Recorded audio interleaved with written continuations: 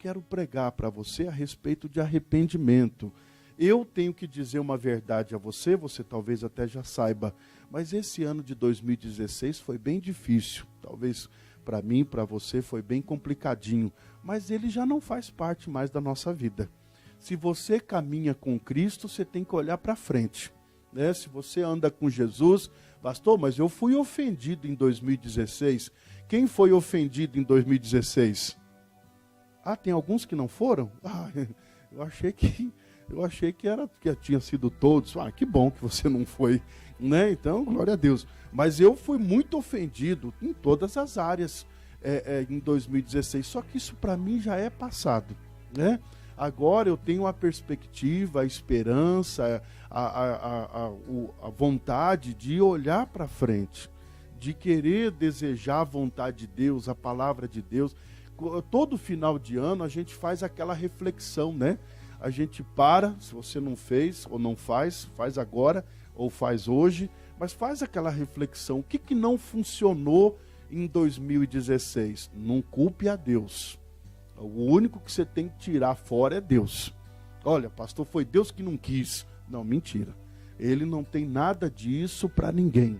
Ah, eu vou deixar esse aqui de fora da bênção. Daqui a pouco nós vamos ver isso. Não, não tem nada disso. Nós erramos. A grande verdade é que nós erramos, tomamos decisões erradas, fizemos mal as escolhas, tomamos mal as decisões.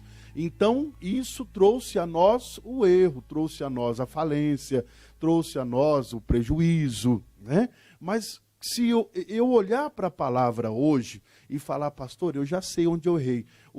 A grande verdade é bom você saber onde você errou, porque aí você vai lutar para não errar lá mais. Se você caiu naquele caminho, naquele caminho você não cai mais. Não é verdade? O cristão deve aprender assim. Olha, pastor, eu escorreguei nesse lugar. Desse lugar aí eu sei que eu pisei na bola, mas aquele lugar eu já não caio mais. Eu sei que ali tem uma armadilha, eu sei que ali tem uma presepada do inferno. Lá se eu passar lá, eu já vou passar com cuidado. Não é verdade? É igual quando você passa num caminho que tem um cachorro bravo. Um dia você estava passando perto da grade ali do portão, o cachorro veio e deu um pulo naquela grade, você levou um susto, pastor, meu coração saiu fora do corpo e voltou de volta. Mas quando você passa de volta naquele portão, você diz, ah, cachorro, agora você não me pega. Né? Aquele dia você me assustou, porque eu não sabia que você estava aí. Mas agora, pastor, quando eu estou passando ali, eu já vou para o outro lado da rua. Você já não é pego mais. Então, se nós não olharmos dessa forma, nós sempre vamos estarmos caindo no mesmo pecado, mesmo erro, não muda, não tem diferença. E aí é engraçado que chega no final do ano, o Réveillon, a pessoa diz assim, olha, que Deus te abençoe, que tudo se realize, 2017 vai ser diferente. Mas se a gente não mudar aonde a gente errou, aonde a gente falhou, não vai ter mudança nenhuma, vai ser a mesma coisa, só vai dar uma continuidade. Teve a festa, teve os fogos de artifício. Ontem, à meia-noite, eu estava em oração, orando a Deus, e no lugar que eu estava, dava para ver os fogos, você fica bonita, aquela coisa, aquele barulho todo, né? E aí você vê, mas só teve uma festa no meio do ano, à meia-noite, né? 2016 para 2017 teve uma festa, mas continua a mesma coisa, pastor, continua o mesmo sofrimento, e eu quero falar disso com você no livro de Efésios. Abre a sua Bíblia, lá no capítulo 4, no versículo 17. Aqui está a resposta para nós, para uma mudança. E eu quero falar a respeito do arrependimento. Por isso que hoje nós vamos tomar o cálice do arrependimento e nós vamos fazer a oração do arrependimento. Por quê? Porque aquilo que não funcionou em 2016, o culpado foi eu, por falta de entendimento, pela ignorância, ou até mesmo porque eu quis arriscar. O ser humano às vezes sabe que aquilo ali não deve ser feito, mas ele quer arriscar. Não, pastor, eu vou tentar. Aí lá na frente não deu certo. Realmente, pastor, não deu certo, mas às vezes ele não reconhece Ontem eu meditava a respeito da palavra, e hoje não dá para te mostrar isso, não vai dar tempo, mas eu meditava a respeito do filho pródigo. O filho pródigo, ele quis experimentar, e ele foi experimentar. Enquanto tinha dinheiro, estava tudo muito bonito, estava tudo dando certo. Tinha amigos, tinha amigas, tinha mulheres, tá? Para escolher. Ah, essa eu quero, aquela eu não quero, estava tudo muito bom. Só que quando acabou e veio a falência, o sofrimento, aí ele caiu em si, diz a palavra. Nós precisamos andar com os pés no chão e a cabeça na palavra. Você não tem que ser um sonhador e ficar criando uma fé emotiva, uma fé por emoção. Não, você tem que ter uma fé verdadeira, de confrontar o mal, de ter a palavra, de expulsar o mal. Esta é a fé verdadeira. Pastor, 2017 vai dar tudo certo. Não vai. Não vai dar tudo certo. Vai ter os momentos de luta? Vai, pastor. Não vai ter uns momentos mais complicados? Claro que vai, é a realidade. Agora, nesses momentos mais delicados, eu vou ter a palavra, eu vou andar com Jesus, eu vou lançar a semente, eu vou usar o poder, eu vou pedir a Deus que Ele me encoraje para enfrentar essa situação. Claro, eu vou estar melhor preparado numa realidade, é ou não é verdade? Se eu ficar com a cabeça nas nuvens, quando vem o mal, quando vem a luta, a gente diz, que decepção, pastor, eu achei que tudo ia dar certo. Você vai ficar decepcionado. Mas se você espera já com a palavra, se prepara na palavra, claro, quando se levantar a tempestade, você diz, eu tenho uma palavra para confrontar essa tempestade. Eu tenho o poder de Deus para expulsar esse mal. Eu tenho o nome de Jesus que me fortalece, me encoraja e eu posso mandar esse mal embora. É aqui que nós precisamos viver, nesse campo.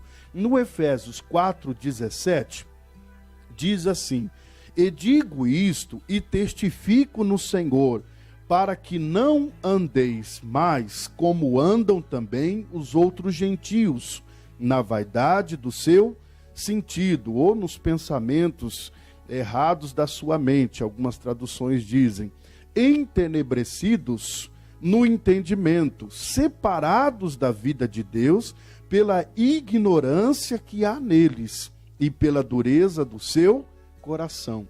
Isso aqui é inaceitável para o cristão.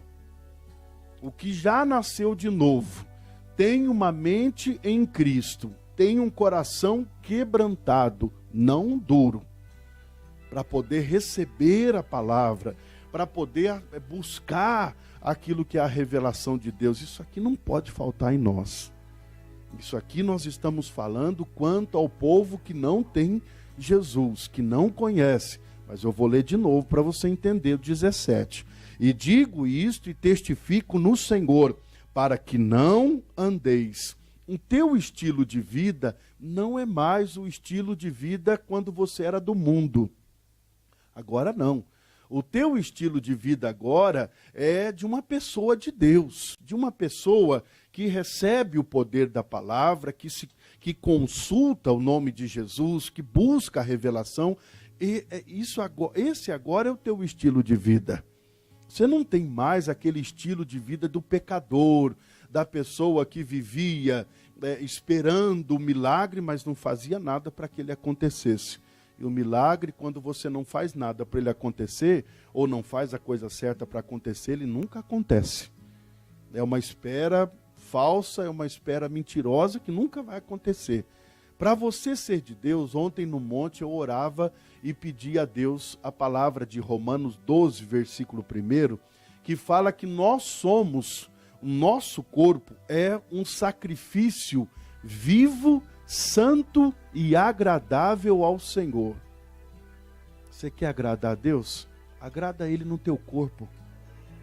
Você quer fazer a vontade de Deus? Faz Ele com o teu corpo. Faz a vontade de Deus com o teu corpo. Com a tua boca, com teus ouvidos, com o teu coração, com as tuas mãos, com as tuas pernas. Faz. Esse é o sacrifício que agrada a Deus. Não é aquele sacrifício de matar um animal, de oferecer uma ovelha. Não, isso tudo já foi feito, irmão. Isso tudo já foi oferecido, isso não precisa mais e o homem não tem competência ou espiritualidade ou conhecimento para fazer isso mais. Lá no passado, lá no sacrifício do animal, irmãos, eu acho tão interessante a respeito do sacrifício que eles faziam. Talvez você não tenha esse conhecimento, é bom você ter, mas o animal oferecido pelo pecado daquela pessoa que ela tinha cometido, a transgressão que ela tinha cometido, tinha que ser o melhor da pessoa. Pegar o melhor animal que ela tinha, a melhor oferta, levar para o sacerdote. Eu acho tão interessante, não acho bonito, porque não tem nada de bonito nisso, mas eu acho tão interessante que no sacrifício do animal, a pessoa que estava oferecendo, quando o animal estava sendo degolado, a pessoa que estava oferecendo o sacrifício tinha que olhar para o sofrimento do animal. Enquanto ele estava sendo degolado, a pessoa oferecendo o sacrifício tinha que olhar nos olhos do animal e ver aquele animal sofrendo e morrendo, simbolizando que era para ele estar no lugar daquele animal e não aquele animal, não tinha nada a ver com isso e estava sendo oferecido pelo pecado dele, para que ele nunca mais cometesse um pecado. Aquilo tinha que ter um valor espiritual para a pessoa se arrepender daquilo que tinha feito e nunca mais cometer aquilo. Olha que coisa séria. E a mesma forma, hoje nós olhamos para a cruz e hoje, através de filmes, através da palavra, através dos documentários, a gente vê o sofrimento de Jesus na cruz. É para a gente olhar nos olhos de Jesus e dizer: Jesus, isso aí não foi em vão. O Senhor não morreu, se sacrificou, derramou teu sangue para que hoje eu fique brincando com o pecado. Peco e volto, peco e volto, peco e... Não, era para ser uma vez só. Errei? Não, pastor, isso aí me custou muito. Nossa, isso doeu muito no meu coração, eu não vou pecar mais. Esse pecado eu não cometo mais, está amarrado, eu não quero isso para a minha vida. Quando o sacerdote estava oferecendo o sacrifício, a pessoa tinha que olhar nos olhos do animal, e o animal ali expressava o seu sofrimento, talvez com gritos, talvez com mugido, com as vacas, não sei, das ovelhas, mas era para ele ficar olhando. Olha aí o que ele está sofrendo por você. Só que esse sentido hoje, ele não está sendo tão valorizado mais pelo cristão, porque ontem eu escutei um negócio tão sério, irmãos, eu fiquei meditando. Hoje nós trabalhamos para convencer pessoas para aceitar Jesus. E há tantas promessas: olha, você tem que aceitar Jesus, você tem que vir para a igreja, você tem que ser isso, você tem que ser aquilo, né? Parece que nós fazemos um apelo para que a pessoa ande com Jesus, aceite, mas não era para ser assim. Era para a gente olhar para Jesus e dizer: Jesus, o Senhor não precisa me prometer nada. Só o fato do Senhor ser o meu Salvador, de ter morrido por mim, Jesus, não é o Senhor que tem que correr atrás de mim. Sou eu quem tenho que correr atrás do Senhor. Dá para entender? Hoje há um desespero. Por quê? Porque leva-se de qualquer maneira. Se eu for para a igreja, às vezes eu ouço pessoas que não gostou disso ou daquilo da igreja, diz com todas as palavras: eu não volto mais aqui, como se fosse uma obrigação. O pastor tem que correr atrás dele, convencer ele, implorar para que ele ande com Jesus. Mas não era para ser assim. Era para ser diferente, era para ser o contrário. Jesus, o Senhor não precisa correr atrás de mim, não. Quem tem que correr atrás do Senhor sou eu. Eu que dependo de ti. O João Batista, quando Jesus veio até ele disse: Senhor, eu careço ser batizado pelo Senhor. Eu careço do Senhor. Eu necessito do Senhor. Não é o Senhor que necessita de mim para vir descer as águas. Não, Senhor, eu que preciso do Senhor.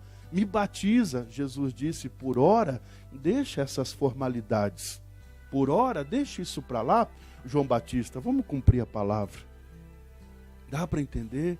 Se nós mostrássemos a Jesus uma dependência maior, não precisaria dessa correria do pastor atrás de ovelha, do pastor atrás de gente, da gente endurecer o coração. Ah, eu faço o que eu quero, eu respondo, eu vou agir do jeito que eu quero. Não, peraí.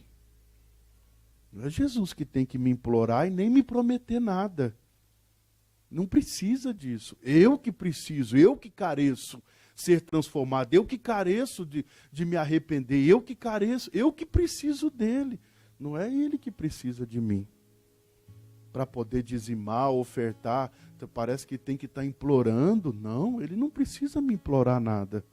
Eu não tenho que entender a palavra dessa forma, senão o meu coração vai se endurecendo. E está escrito aqui, né? E digo isto e testifico no Senhor, para que não andeis mais como andam também os outros gentios, na vaidade do seu sentido, entenebrecidos no entendimento. Meu irmão, cadê o entendimento do crente hoje? Porque você pode até não entender, mas quem tem que fazer a diferença é você. Os olhos do Senhor estão mais atentos a você do que ao mundo.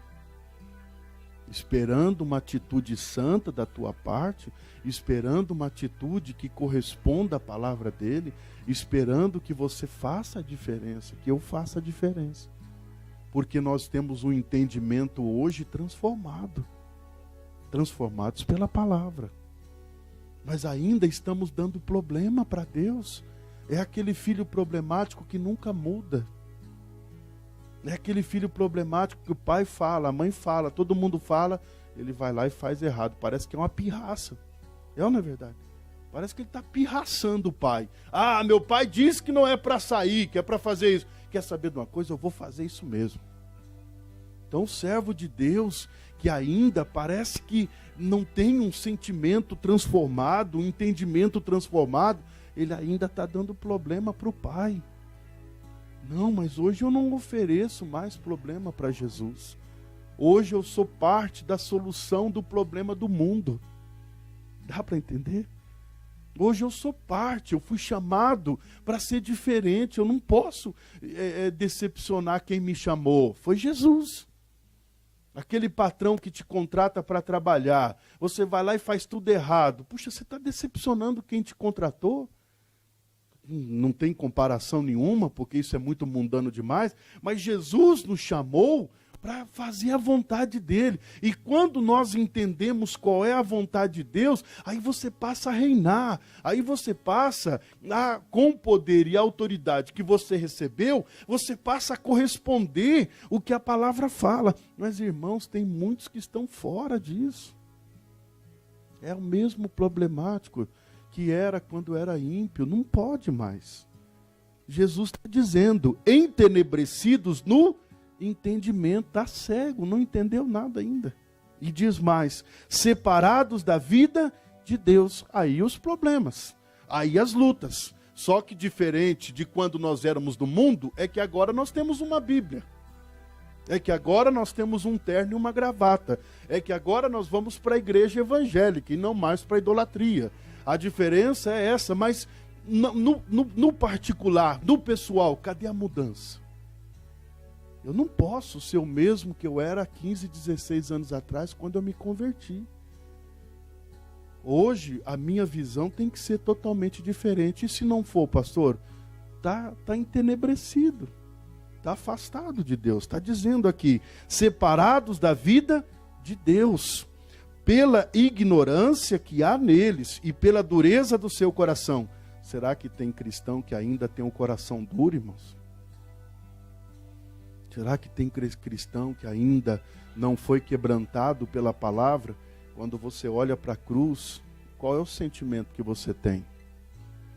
Quando você olha para a palavra, qual é o sentimento que você deseja? Ah, pastor, eu vejo assim, naturalmente, assim, tranquilo, eu fico olhando e tal, mas é esperar, né, pastor? Mas eu não tive os meus entendimentos, os meus pensamentos mudados, transformados ainda. Puxa vida, eu estou fora da palavra. Estou fora da vida de Deus, estou fora dos planos, estou fora do projeto, eu estou fora do que Jesus comprou e conquistou para mim. Não, mas eu não posso estar fora. Mas eu tenho o entendimento que Cristo quer que eu tenha. Ele está dizendo, os quais havendo perdido todo sentimento. Tem gente que já não tem um sentimento de temor, um sentimento de alegria em vir na igreja, um sentimento de tristeza quando peca. Tem cristão que não tem sentimento de tristeza quando peca. Ah não, pastor, eu pisei na bola, pequei, prostituí, adulterei, forniquei, pensei mal, desejei, deixei a mágoa entrar, tenho mágoa, tenho ressentimento. Tem gente que ainda tem mágoa no coração. Mas a própria Bíblia diz que se você não perdoar quem te ofende, Deus não te perdoará. O negócio é tão sério que ele coloca nesse nível. Se a gente não tiver esse entendimento, tem gente que ainda tem mágoa, ressentimento de pastores que pregaram nesse altar. E aí? Pastor, ele me fez mal. E aí? Como é que vai ser? O que você espera? Onde você espera chegar? Não é sério, irmão? Perdoe até a dureza que talvez possa aparecer, mas isso aqui é o que constrói um bom cristão. É isso aqui que faz um cristão firme e não tem nada com o diabo. Eu não vou falar palavrão aqui no altar, mas não tem nada. Ele não deve nada. Satanás, eu não te devo satisfação nenhuma. Nem a mágoa, nem rancor, nem ódio, nem raiva, nada do que você tentou plantar no meu coração frutificou, vingou, cresceu. Nada, porque eu não tenho parte com você, Satanás. Perdoar, eu tenho que perdoar. Eu tenho 15 anos de pregador da palavra. Eu não posso ter nada no coração das pauladas que eu já levei. Eu não posso carregar. Eu preciso continuar, eu quero crescer, eu quero avançar. Pastor, mas fulano te fez mal. Tá bom, Deus perdoe ele e vamos tocar a vida e assim que funciona e glória a Deus. Não, mas ele me traiu. Não, mas eu vou fazer o quê? O que eu posso fazer? Jesus manda eu não ter nada contra ele, eu vou ter o quê? Eu preciso continuar pregando, eu quero fazer a vontade de Deus. E quando eu abrir a boca e dizer, Satanás, você está amarrado, ele não vai poder me condenar em nada. Ele não vai poder dizer, você diz está amarrado, está me expulsando, mas você mesmo tem o coração sujo. Mas você mesmo não perdoou quem te ofendeu. Meu irmão, a palavra é séria. Deus está dizendo que se a gente não perdoa quem nos ofende, Ele não pode nos perdoar. Pastor, isso é sério, é sério. Se você teve alguma coisa contra um pregador, contra o obreiro, contra o irmão, contra a irmã, contra não sei o quê, no secreto, no íntimo, no teu coração, perdoa. Porque isso vai te atrapalhar. E vai muito. Atrapalha muito. E está escrito aqui, né? Os quais, havendo perdido todo o sentimento. Qual é o sentimento que você tem quando peca? Pastor, me dá uma tristeza, me dá um remorso, me dá um... Nossa, pastor, eu fico mal. Eu não posso deixar o sol se pôr. Eu tenho que pedir perdão para Deus. Talvez ainda não tenha tido força para pedir perdão para aquela pessoa, porque é muito vergonhoso, mas pelo menos com Deus eu digo, Pai, me perdoe. Na minha oração eu digo, Senhor, puxa, como eu errei. Qual é o sentimento que nós temos quanto à igreja? Qual é o sentimento que nós temos quanto ao próximo? É ou não é verdade? Qual é o sentimento que nós temos? É o mesmo que a palavra de Deus fala? É o mesmo de Jesus, irmãos? Se não for, não estou dizendo que isso é fácil, mas estou dizendo que é necessário.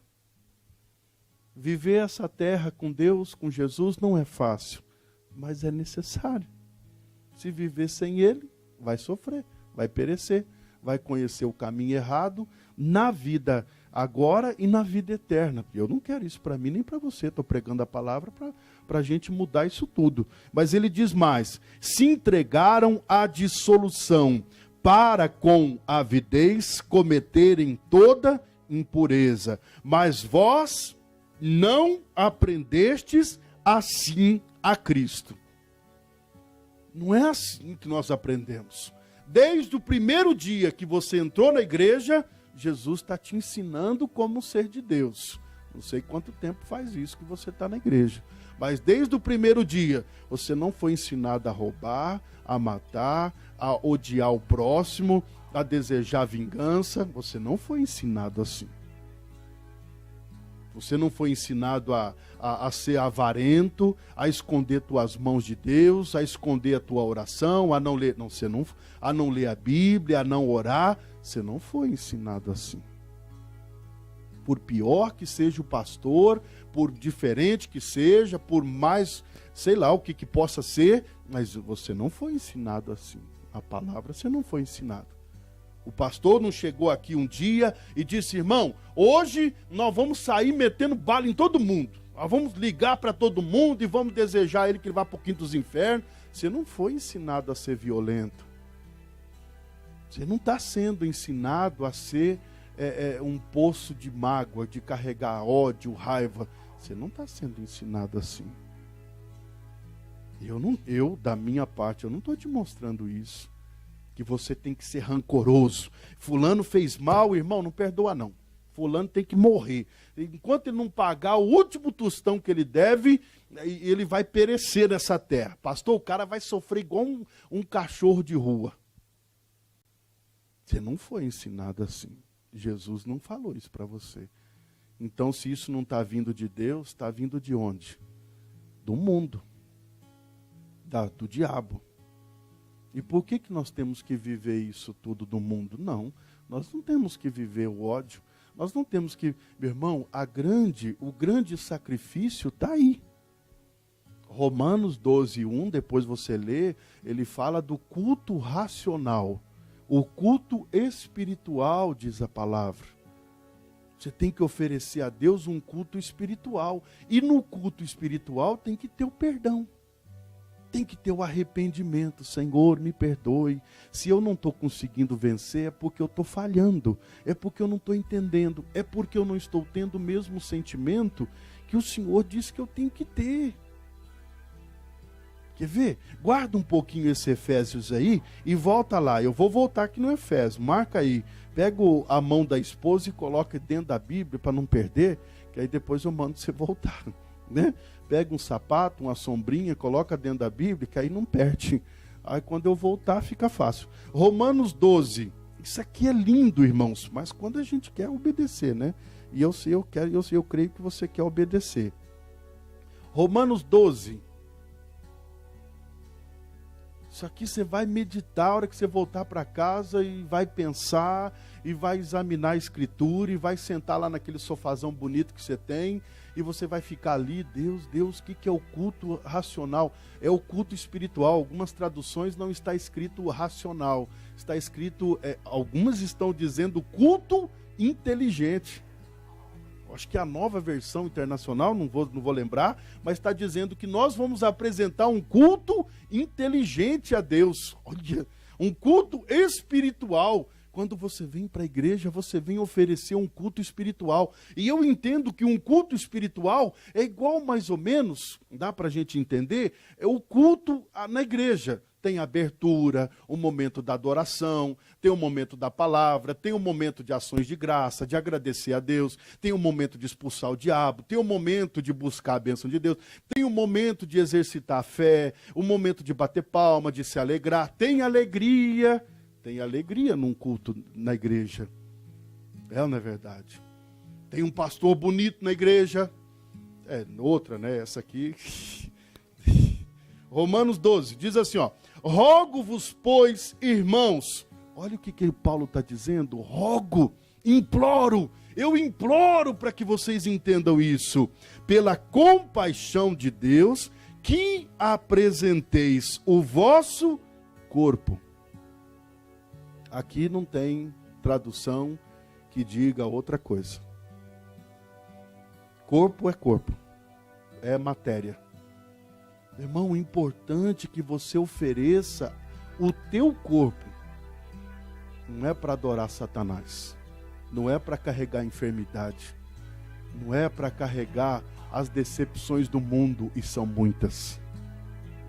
Frustrações são muitas. Praticamente nós somos ofendidos o dia todo. E o nosso corpo sente isso tudo, o negativismo do mundo, as decepções do mundo, as frustrações, o nosso corpo sente isso tudo, irmão. Nosso sistema nervoso sente. Né? Tem gente que fica com o sistema nervoso abalado por causa das lutas. Claro que fica. A nossa mente é forçada, mas forçada a pensar de uma forma material, de uma forma física, de uma forma humana. Por quê? Porque os nossos olhos nos forçam a ver a circunstância. Você está olhando, pastor, olha aí a luta, pastor. Olha a crise aí. Não dá para ignorar isso, pastor. Dá para entender? Nosso corpo é o alvo do inferno. Por quê? Porque é aqui que nós podemos ser bem-sucedidos se usarmos a palavra, ou podemos também ser uma ferramenta na mão do capeta. É o corpo, é a mente. A nossa mente, irmãos, é levada a um natural, mas a Bíblia diz que não é o natural, é a fé. Você vive pela fé. Você vive pela palavra. Você vive por aquilo que você está lendo na palavra. É aqui que você vive. É aqui que você declara, é aqui que você determina, é aqui que você toma as decisões. As tuas decisões é na Bíblia, é na palavra. Pastor, mas veja bem, é o humano, é o natural. Não, esquece isso, porque senão você não vai conseguir agradar a Deus. Mas se isso tudo fosse bonito e terminasse por aí, já estava bom. Mas diz assim, ó, apresenteis o vosso corpo em sacrifício. Você servir a Deus não tem facilidade nenhuma. Você andar na fé, não há facilidade na fé. Não. Há um compromisso com a fé. Há um comprometimento da minha parte. E para andar na fé, eu vou ter que rejeitar o natural. Eu vou ter que rejeitar o pecado. Eu vou ter que renunciar. Porque andar na fé é agradar a Deus. Mas tem muita gente, irmãos, com a cabeça no mundo ainda. Tem muito cristão ainda desejando o mundo. Está tudo errado. Tem muito cristão fazendo a coisa errada. Cadê o sentimento de um cristão? Cadê a vida de um cristão? Cadê as palavras de um cristão? Você vê esses homens vencedores na palavra de Deus, eram homens que tinham compromisso com a Bíblia. Eram homens que desejavam andar conforme a palavra de Deus ensinava. Cadê esse desejo?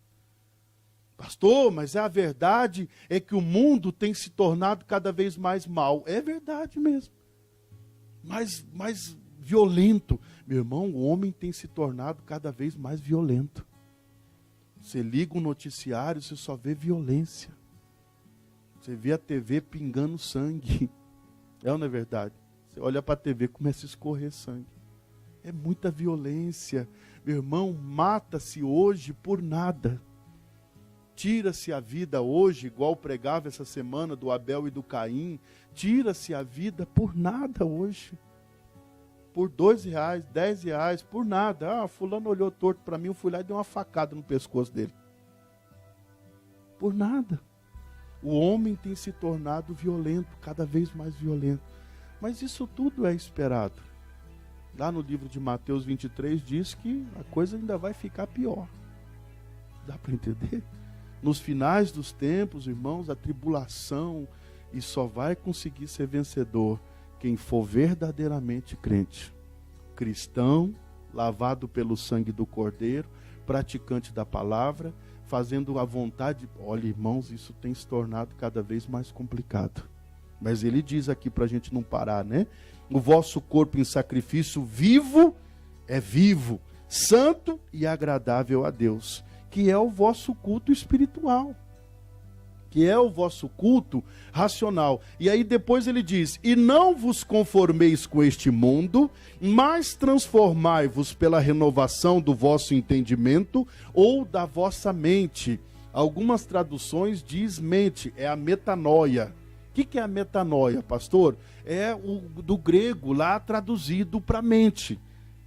É o metanoia aqui, do entendimento. Para que experimenteis. Se você não tiver a mente transformada, um coração transformado, você não experimentará a boa, agradável e perfeita vontade de Deus.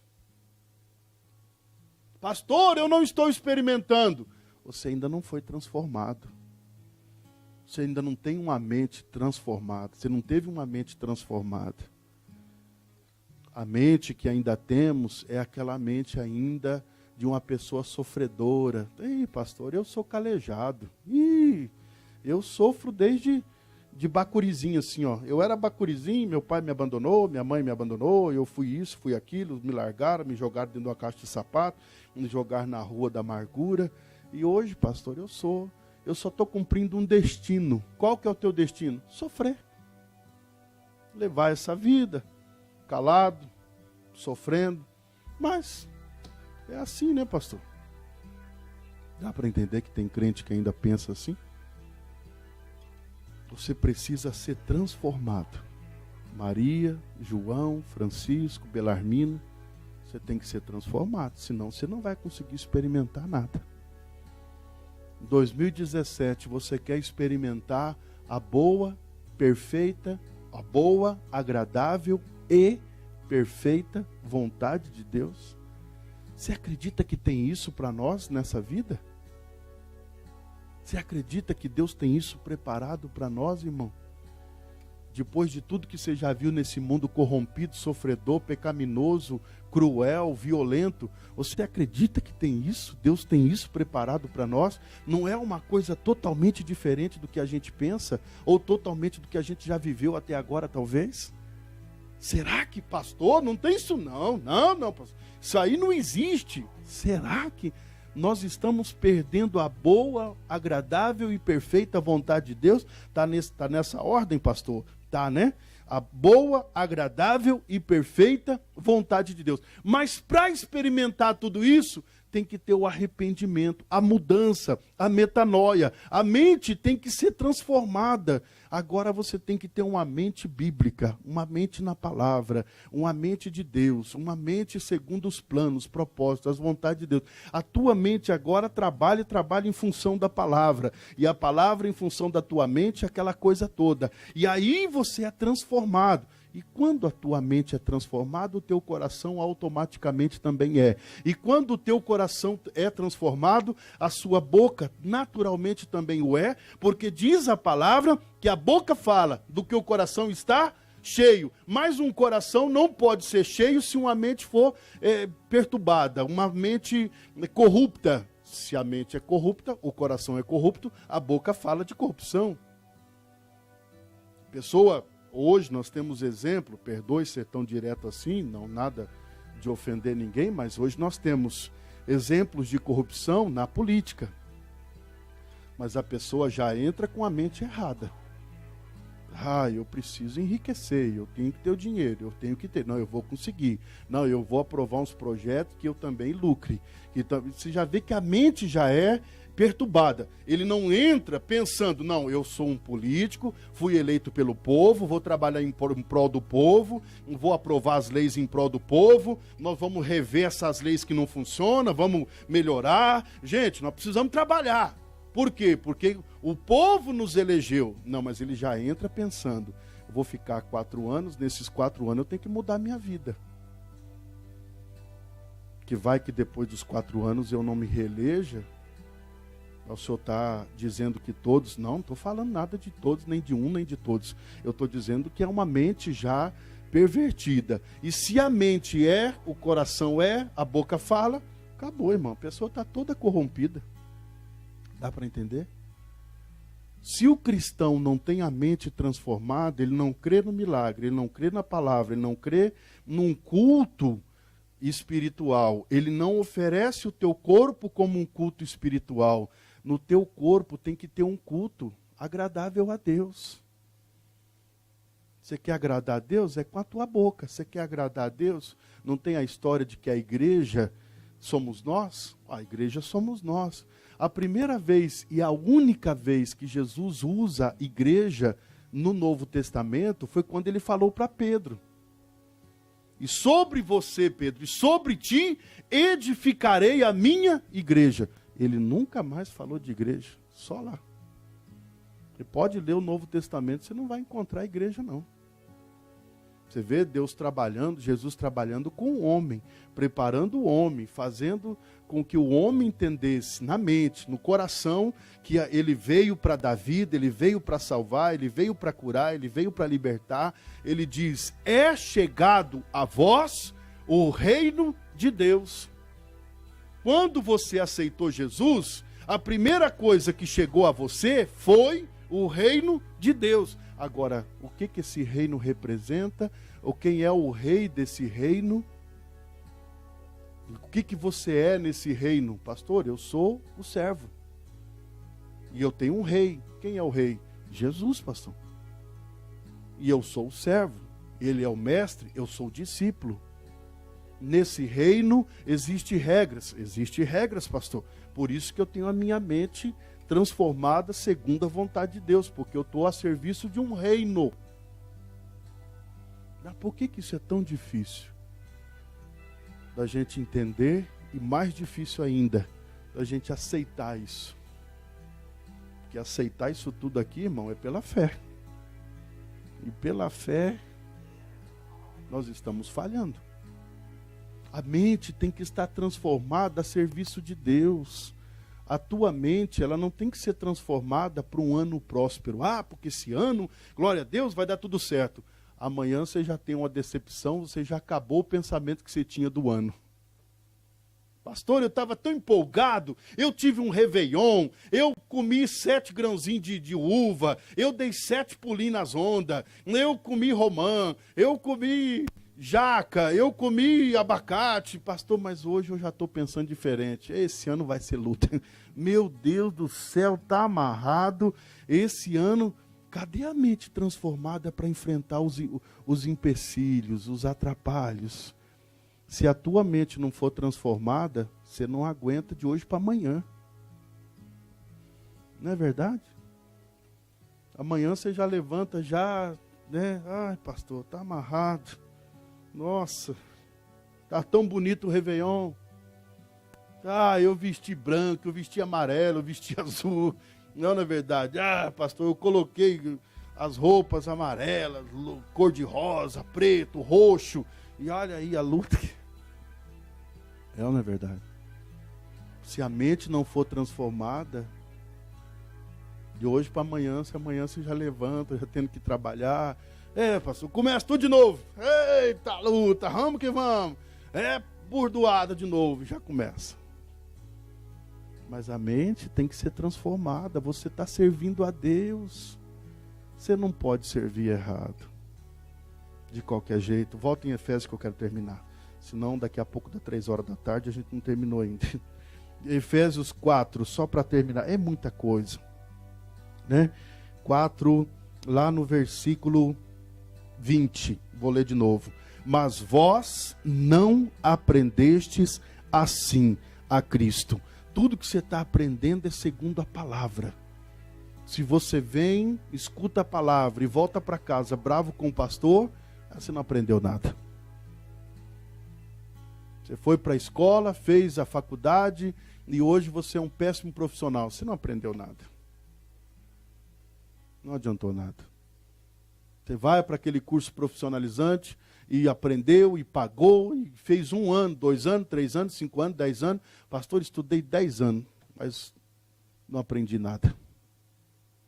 Você vem para a igreja, escuta a palavra e volta para casa falando a mesma coisa que você veio quando veio para a igreja, falando a mesma coisa que quando você veio para a igreja você estava falando. Porque esse ano, porque não sei o quê, porque não sei o quê. Espera aí, você não voltou para casa transformado? Jesus não fez isso com a sua palavra? Você não deu lugar à palavra? Você não acreditou, não aceitou, você não voltou triste para casa dizendo, puxa vida, eu preciso mudar. A tristeza, segundo Deus, eu não vou lembrar onde está escrito isso. Se alguém lembrar, me ajuda.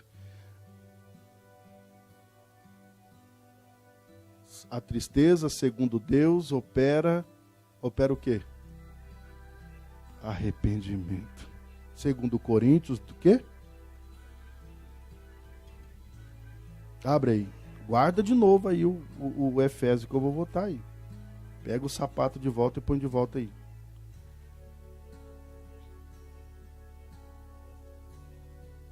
Coríntios, segundo.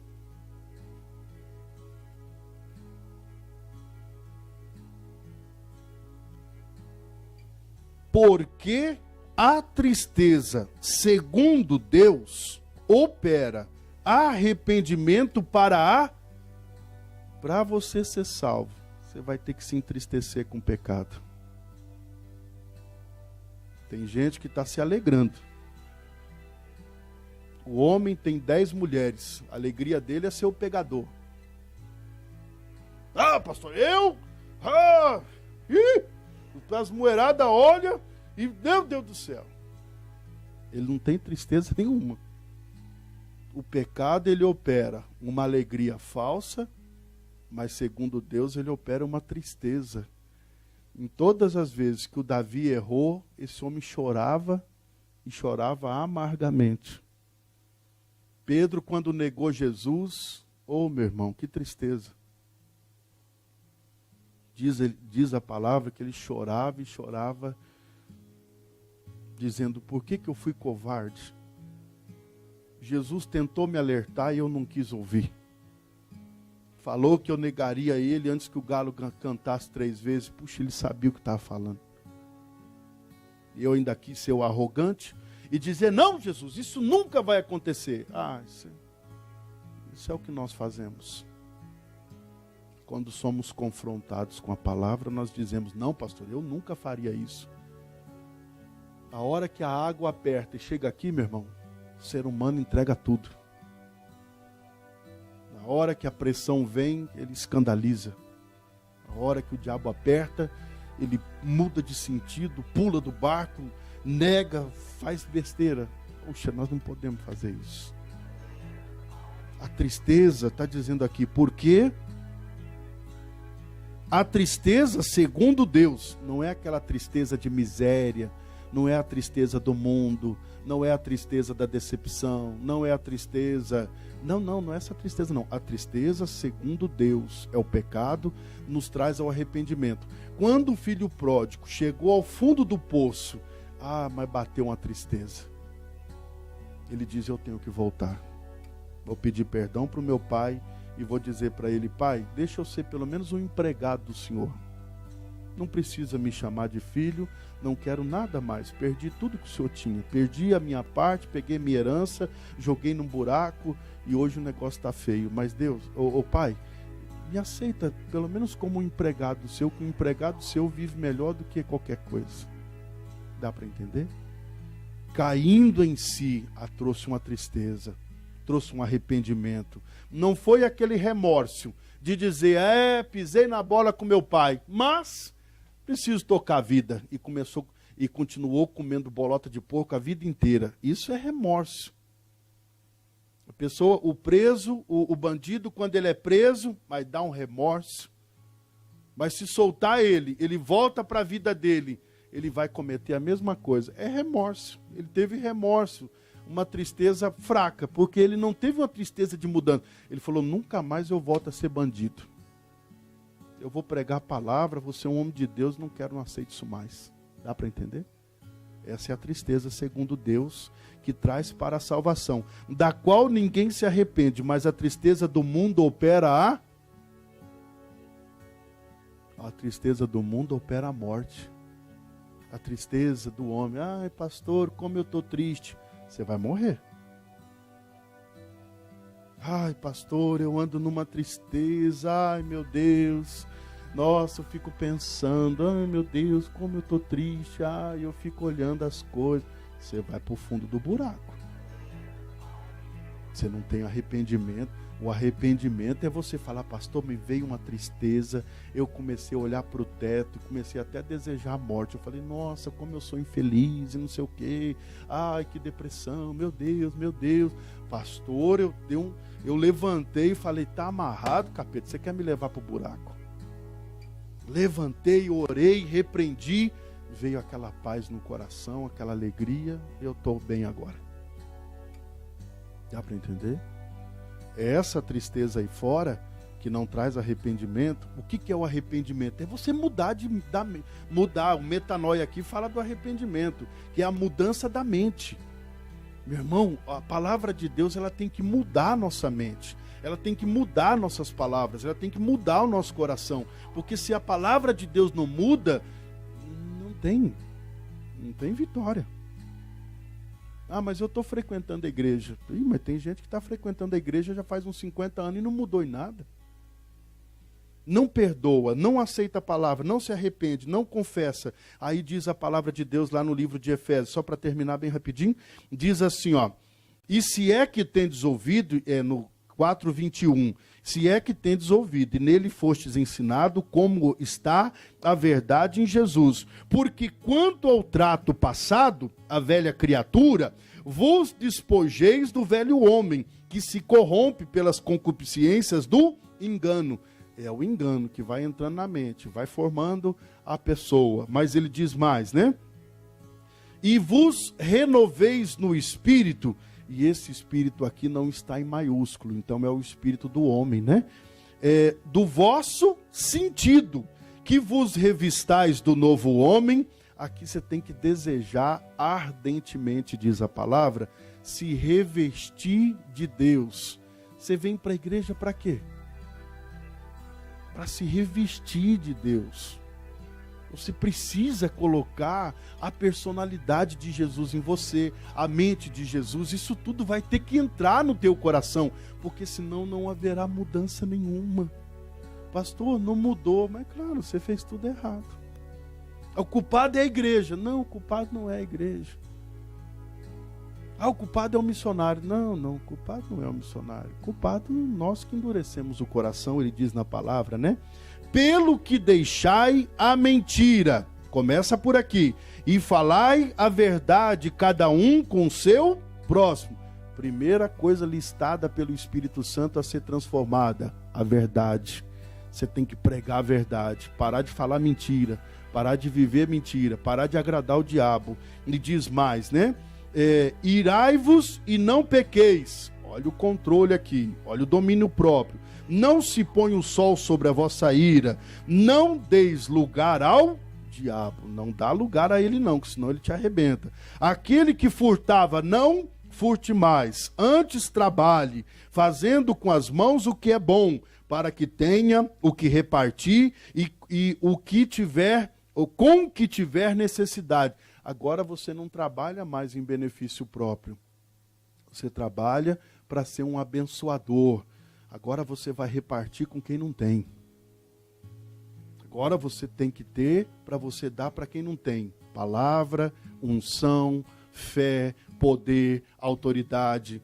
Tem gente já pensando em dinheiro, mas pode ser o dinheiro também, pode colocar aí. Oferta para a igreja, para salvar pessoas, nações, dízimo, você tem que ser fiel, fidelidade também é de Deus. Tudo isso precisa agora revestir aquela velha criatura, ela é enterrada, agora tem um novo homem, um homem com desejo no coração de servir a Deus. Dá para entender? Coloca isso no teu coração como meta, como alvo, como propósito para 2017. Coloca Efésios 4:17 em diante, depois você pode ler tudo, não dá tempo do pastor ler, mas coloca isso aqui como alvo. Você vai ver o quão agradável, santo você vai se tornar perante Deus. E aí você vai ver as recompensas que um santo, que um agradável recebe de Deus. Aí vai ficar bonito. Aí nós vamos chegar no final do ano de 2017, se Deus o permitir, nós vamos chegar e você vai dizer, pastor, mudou. O negócio mudou e mudou radicalmente, mudou bonito. E a glória foi do pastor? Nenhuma. E a glória foi da igreja? Nenhuma. E a glória foi... Não. A glória foi tua, que você entendeu a palavra, se posicionou para agradar a Deus, se tornou servo segundo as referências de Deus, e aí você vê o negócio bonito. Oh, amado, tudo isso aqui é oferecido a nós. Perdoe, mas tudo isso aqui também pode estar se perdendo porque nós não estamos entendendo a palavra. A mente ainda é cauterizada pelo sofrimento. Tem crente que pode ter 50 anos de crente, mas ele ainda tem uma mente travada no sofrimento.